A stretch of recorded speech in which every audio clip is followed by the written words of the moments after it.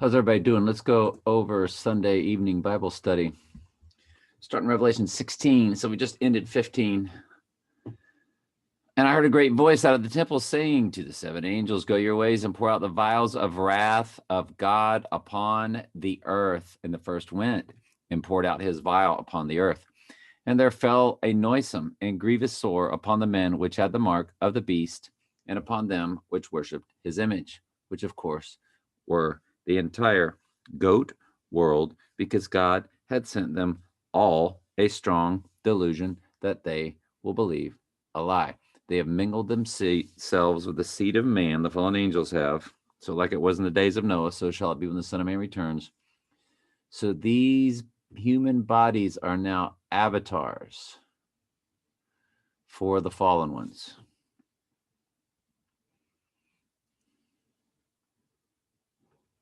And the first went out and poured his vial upon the earth. And the second angel poured out his vial upon the sea, and it became as the blood of a dead man. And every living soul died in the sea.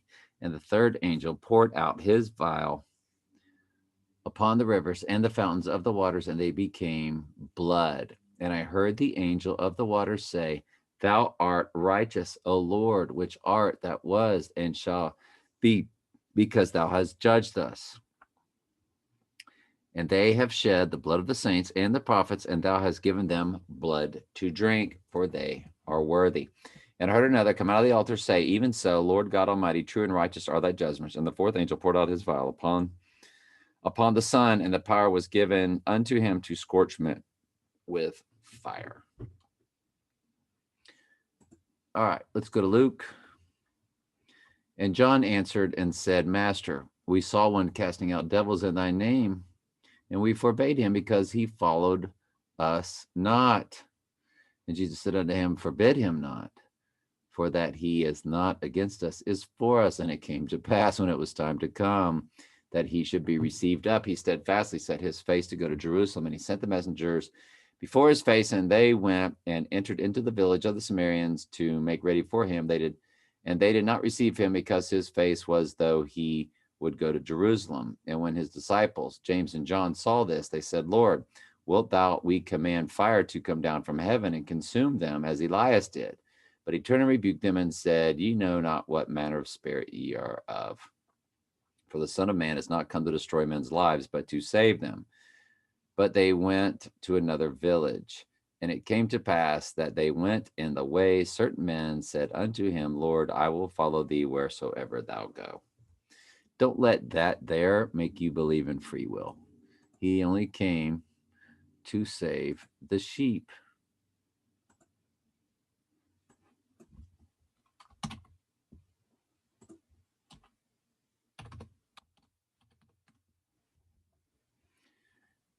Jesus said, I am not sent but unto the lost sheep of the house of Israel.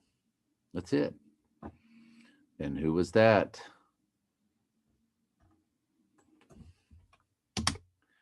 It was those that he knew at the foundation of the world, according as he have chosen us in him before the foundation of the world, that we should be holy without blame before him in love, having predestinated us unto the adoption of children by Jesus Christ to himself, according to the good pleasure of his will. Now, when you couple that with Romans 8,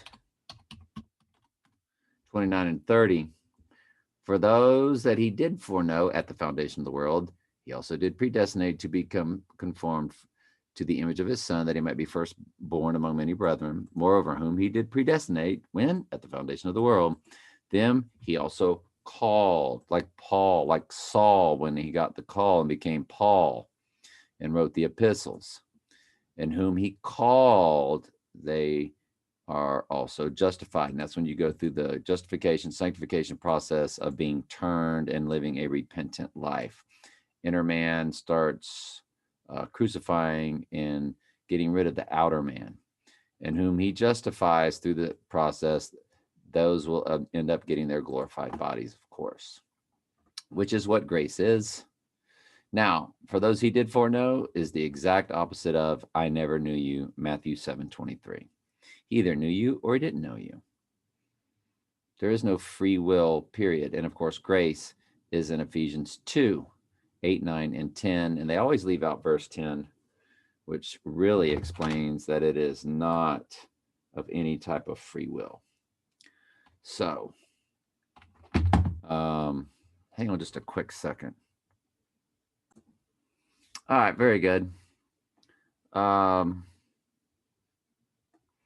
I think we covered that. I hope we did. Anyway, love y'all very much. If you have any questions, always ask. I don't get a lot of questions from these Bible studies. I am getting views. I've got 30 subscribers. I'll get 4 views, 10 views, 14 views, 12 views. Over here was 15 and 16 views. So less than half of my subscribers are even viewing these. I assume if you view, you probably watch it all the way through, but nobody ever asks any questions. And you go down here and you can always ask questions anytime. All right. Love y'all. Thank you.